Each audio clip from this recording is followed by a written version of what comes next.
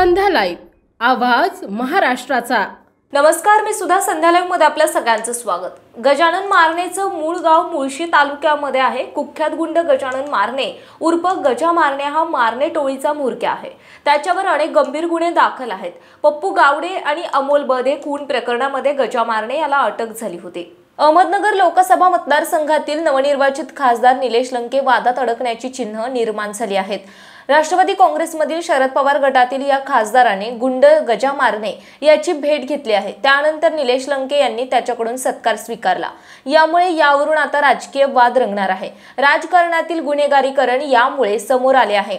यापूर्वी अजित पवार यांचे चिरंजीव पार्थ पवार यांनी गजा मारण्याची भेट घेतली होती। त्यानंतर मोठा गदारोळ झाला होता। त्यावेळी उपमुख्यमंत्री अजित पवार यांनी पार्थ पवार याला फटकारले होते। असे अजिबात घडता कामा नये असे बजावले होते। संध्या लाईव्हसाठी प्रतिनिधी मंगेश पाटे, पुणे। ताज्या आणि महत्त्वपूर्ण बातम्या पाहण्यासाठी आजच आमच्या संध्या लाईव्ह न्यूज चॅनलला YouTube वर सबस्क्राइब करा आणि बेल आयकॉन प्रेस करा।